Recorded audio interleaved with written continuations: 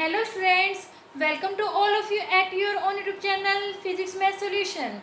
Today we discuss our next topic, that is drawbacks, that's mean limitation of the Dalton atomic theory.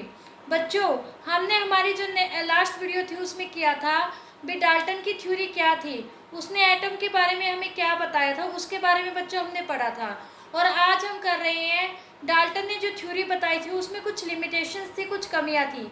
वो कमियां क्या थी उसके बारे में ही आज हम जानेंगे।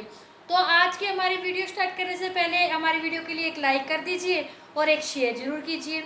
ओके बच्चों, ड्रॉबैक्स यानी limitations of the Dalton atomic theory.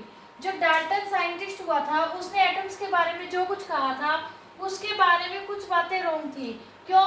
इसके बाद बहुत सारी थ्योरी आई, जैसे कि थॉमसन मॉडल आया, रदरफोर्ड मॉडल आया और एंड में आया था बोर मॉडल। तो इन सब मॉडल के आने के बाद जो डाल्टन ने थ्योरी बताई थी उस थ्योरी के अंदर बहुत सारी लिमिटेशंस पाई गई थी। वो लिमिटेशंस क्या थी, हम वन बाय वन उनके बारे में पढ़ते हैं। फर्स्ट, डाल्टन ने क्या कहा था, जो एटम्स होता है वो स्मॉलेस्ट टीनी पार्टिकल होता है, यानी इनडिविजिबल पार्टिकल होता है, उससे छोटा कोई भी पार्टिकल नहीं होता। हमने ये पढ़ा था ना। लेकिन जो इसकी लिमिटेशन थी वो क्या आई थी, atom is no longer considered as the smallest individual particle. Atom सबसे छोटा पार्टिकल नहीं था। यानी कि जो हमारी इसके बाद वाली जो थ्योरीज आई थी, थॉमसन मॉडल था, रदरफोर्ड मॉडल था, उन्होंने क्या बताया, एटम ही सबसे छोटा पार्टिकल नहीं है, उससे भी छोटे पार्टिकल्स होते हैं। यानी एटम्स के भी कुछ सब एटॉमिक पार्टिकल होते हैं। वो कौन कौन से हैं बेटा? वो होते हैं electrons, proton and neutron. That's mean जो पहली कमी थी डाल्टन की थ्योरी की वो यही थी। डाल्टन ने क्या कहा था, एटम्स मीन्स इंडिविजिबल, यानी एटम्स वेरी स्मॉल पार्टिकल, सही से छोटा पार्टिकल हो ही नहीं सकता, उसे हम डिवाइड ही नहीं कर सकते। लेकिन इसके बाद जो थ्योरी आई उसे सबसे पहले यही कहा, एटम स्मॉलेस्ट पार्टिकल नहीं है, वो एक इंडिविजुअल पार्टिकल है और उसके कुछ सब एटॉमिक पार्टिकल है, that is electron, proton and neutron. और जो डाल्टन था उसने इलेक्ट्रॉन, प्रोटॉन और न्यूट्रॉन के बारे में कुछ भी नहीं बताया था। Second point, that is isotopes. Isotopes क्या है? एटम जो होते हैं उनके कुछ एटॉमिक नंबर होते हैं, कुछ मास होते हैं। जो आइसोटोप होते हैं उसमें क्या होता है, same atomic number but different mass number. यानी कि जो डाल्टन था उसने क्या कहा था, किसी भी एटम्स की जो प्रॉपर्टी है यानी उसका सेम साइज, वो सारी की सारी क्या होगी, आइडेंटिकल होगी। वो कोई भी प्रॉपर्टी, उसकी साइज हो, मास हो या कोई भी एनी अदर प्रॉपर्टी है, वो सारी की सारी एक दैट्स मीन एक मैटर के अंदर जितने भी एटम होंगे उनकी सेम होगी। लेकिन यहाँ पर जो थ्योरी आई थी उसने क्या कहा, एक एटम के एक से ज़्यादा मास हो सकते हैं, एक ही एटम के एक से ज़्यादा मास हो सकते हैं। डेट्स मीन जरूरी नहीं है एक एटम का जो मास फिक्स कर दिया वही है। इट में भी कि कुछ एटम्स ऐसे थे जिनके मास एक से ज़्यादा थे, उसके बारे में भी क्या है, डाल्टन ने कुछ नहीं बताया। वो होते हैं हमारे आइसोटोप, यानी जिनके same atomic number but different mass number होते हैं। थर्ड था आइसोबार। आइसोबार जस्ट अपोजिट होता है बेटा आइसोटोप से। आइसोटोप में क्या कहा था, जो एटॉमिक नंबर है वो सेम है।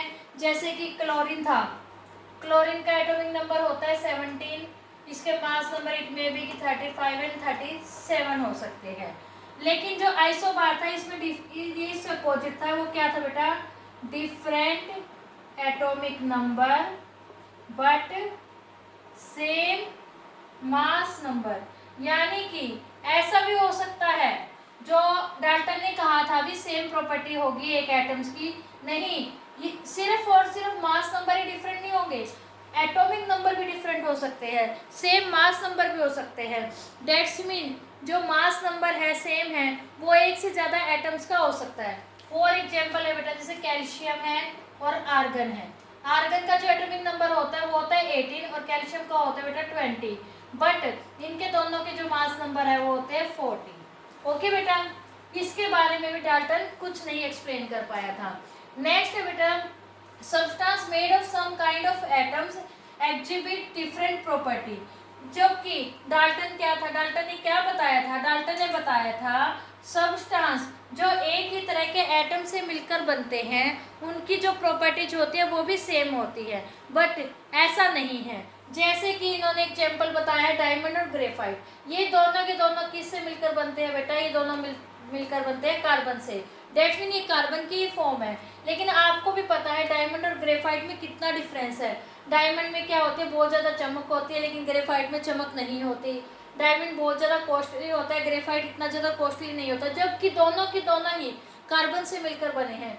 डेट्स मीन एक ही एटम से मिलकर बने डिफरेंट जो हमारे पास एटम्स आए थे, एक ही तरह के एटम से मिलकर बने थे, लेकिन उनकी प्रॉपर्टी क्या हो गई, बिल्कुल डिफरेंट होगी। जो लास्ट पॉइंट बताया था डाल्टन ने, वो क्या कहा था, जब एटम्स कंबाइन करते हैं तो उनकी जो रेशो होती है सिंपल होल नंबर होती है और फिक्स होती है। यहाँ पर इन्होंने क्या कहा है, लेकिन हमने कुछ एटम्स आगे देखे, कुछ मॉलिक्यूल्स ऐसे देखे जब एटम्स कंबाइन किए तो उनकी रेशो तो कुछ आई, फिक्स आई, बट वो सिंपल होल रेशो नहीं आई, बिल्कुल सिंपल रेशो नहीं आई। इट मे बी की समथिंग कॉम्प्लेक्स। डेट्स मीन मान लीजिए ये एक एटम है, इसे ये होता है बेटा ग्लूकोज C12H22O11। इसके अंदर एटम कौन कौन से हैं, कार्बन है, हाइड्रोजन है और ऑक्सीजन है। और इसकी होल रेशो, इसकी रेशो क्या बनी, 12:22:11, जो कि एक सिंपल रेशो नहीं है।